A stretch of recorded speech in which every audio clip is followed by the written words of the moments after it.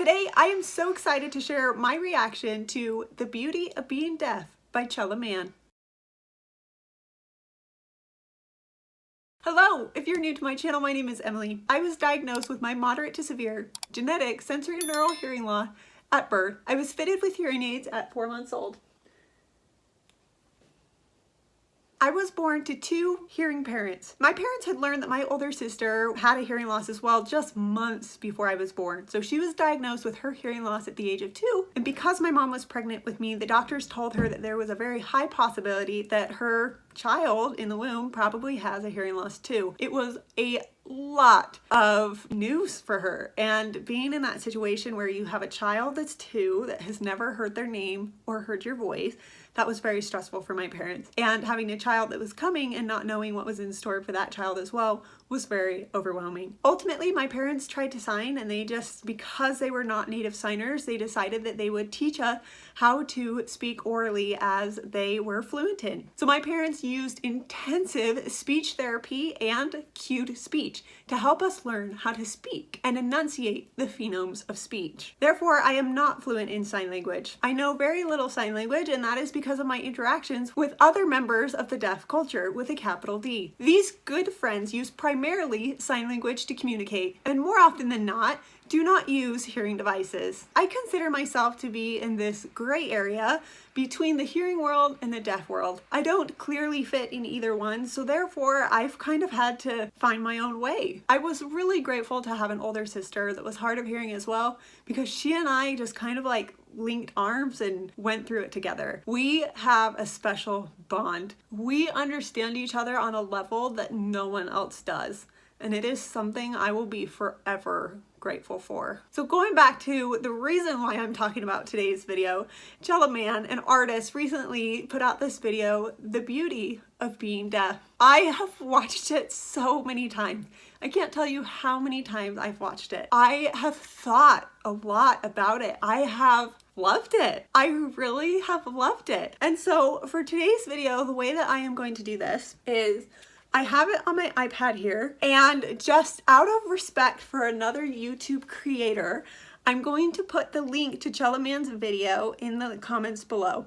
So what I want you to do is take a moment, duplicate the YouTube tab you're currently in, and then go to Chella Man's video link and have your 2 screens up, one with my video, one with Chella Man's. So you can see what I'm seeing on my iPad, but the video view will still be attributed to Chella Man. Okay, so Chella Man did not do this alone. They reached out to Raven and Rayleigh, who you see in the video. Raven has the blue hair, Rayleigh has the short hair, and I think they did a beautiful job in this piece. So here we go. I am going to go ahead and watch this.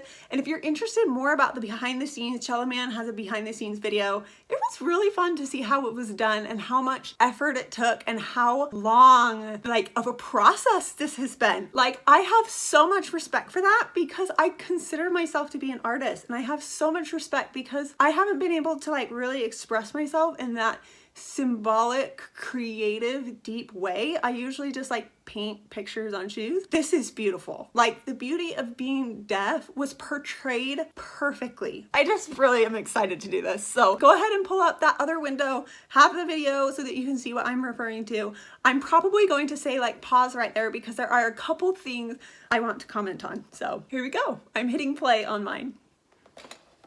I love these opening shots.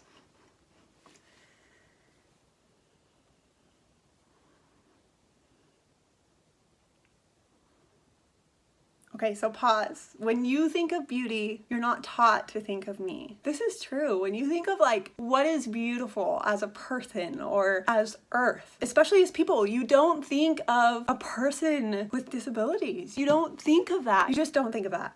This is so spot on.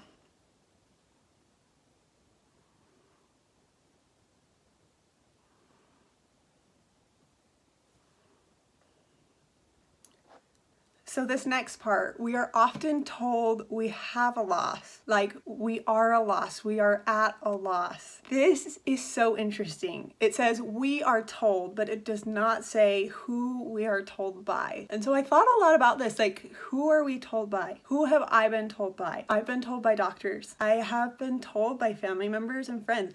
Not directly, not in a mean way, not like you are a loss. Like I've never experienced that blatantly, but I have experienced that subtly in your hearing decline drastically from a doctor, or you can't do that because you have a hearing loss, or how are you going to make that happen if you can't hear? You don't look deaf. How do you wake up in the morning? Can deaf people drive?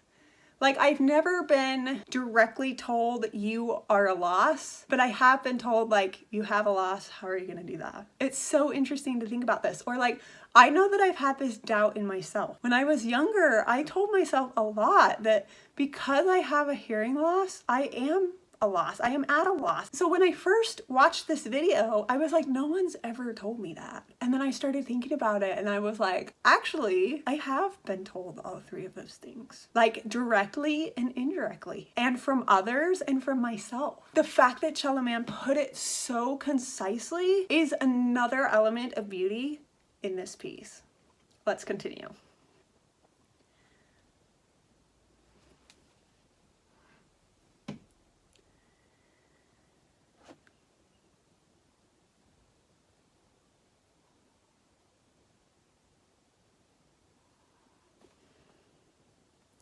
So this next portion, Raven comes on and she says, to an extent, this is true. But through that loss, she continues. I love that Chella Man says, to an extent, this is true. This is signaling acceptance and perseverance. This is absolutely required. These two things are absolutely required to move forward, to accept your hearing loss and to move forward and to cross that barrier between it hindering you to it enabling you, which is a hard barrier to get across because our hearing losses are defined as disabilities, but you can cross that barrier. And that's what this is saying. And can I just say, I love Raven's hair and nails. Beautiful. It's so fun. I love it.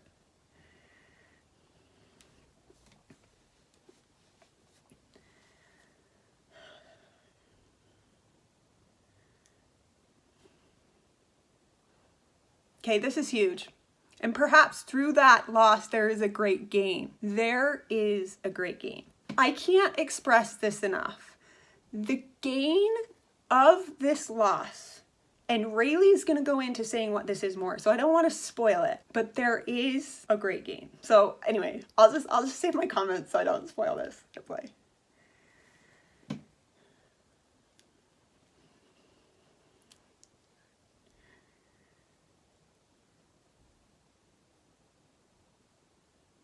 Other senses heighten, a coming together, a dynamic perspective of life we will always carry.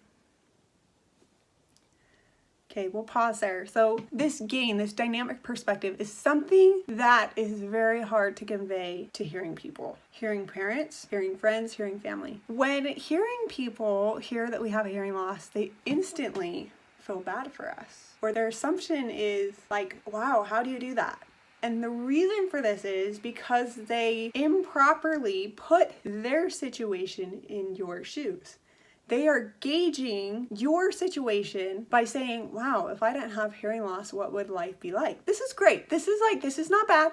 This is sympathy. This is empathy. This is caring. This is compassion. This is not horrible. But my point is, when this emotion and this trading of places or this walking a mile in your shoes exchange happens, it frequently happens improperly, and it elicits feelings of sadness and like feeling sorry for the other person. But you have to realize, for me personally, I have never experienced life with perfect hearing, so I don't know the difference. Ignorance is bliss. So there's no reason to put salt on a wound that does not exist. There's no reason to mention it. And so I think that that's something. If you have not seen my video for hearing parents for children who are hard of hearing or deaf, I highly recommend that, because there are things as a parent that I want you to understand that as a parent, you carry a lot of emotional and mental baggage because you feel sorry for your child, because you feel like you couldn't give them the world that you wanted to give them, and yet they are in your world. They have everything they need. So remember that. Okay, we're going to continue.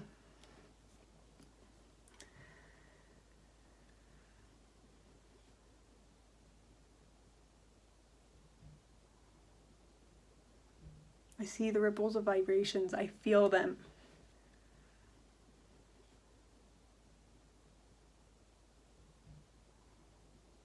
Experiencing what others are too busy to appreciate. Sound is movement. And we see with our eyes. Like a superpower, I can turn it off and on.